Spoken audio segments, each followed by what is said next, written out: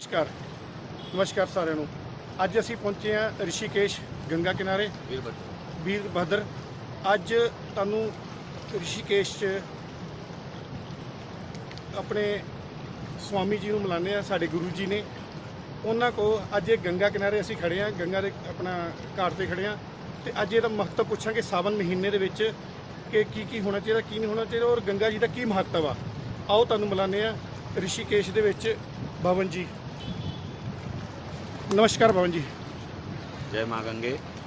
भवन जी सावन का महीना चलता पाया तो अज असी ऋषिकेश खड़े हाँ गंगा जी के किनारे।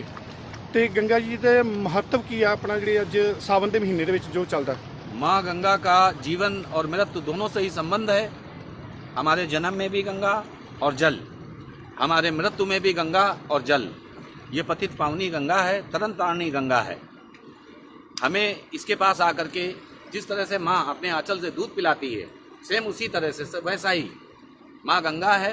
ये हर समय हर वक्त पवित्र है। ये किसी भी पाप को धोने के लिए नहीं है। यदि गंगा स्नान करने आते हैं तो इसका नियम ये है कि आप अपने घर से स्नान कीजिए। स्नान करने के आने के बाद में चरण डालने से पहले आप इसको चरण स्पर्श कीजिए, इसको दंडवत प्रणाम कीजिए, फिर उसके बाद स्नान कर लीजिए। आप अपनी वाणी में संयम रखें। आप ये ना कहें कि मैं गंगा स्नान करने आया हूँ और मैं पाप धो रहा हूँ। ऐसा कुछ नहीं है कि पाप धुल जाएंगे आपके। अलग से आप आते हैं, जब आप कहते हैं मैंने मेरे पाप धुल गए, पाप नहीं धुल गए। आप अपना ही पाप नहा करके अपने घर चले गए, गंगा जल भी लेके गए। गंगा जल ले जाने के बाद में अपना पाप ले जाके भगवान शिव पे चढ़ा दिया, तो कोई महत्व नहीं है गंगा स्नान का।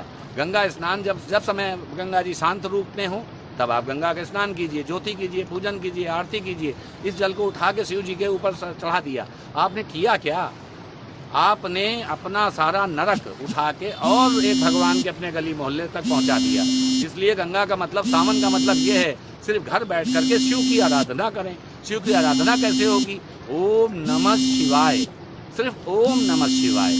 आप एक बार, दो बार, 1 मिनट, 2 मिनट खड़े होकर के आराम से आंख बंद कर करके ध्यान करें भगवान शिव का। क्योंकि शिव जो है वो सिर्फ एक ही है, जन्मदाता मृत्युदाता सब कुछ शिव एक शक्ति है। बाकी जितना कुछ आपको ग्रंथों में बताया जा रहा है गंगा के बारे में, तभी है मूर्खता है।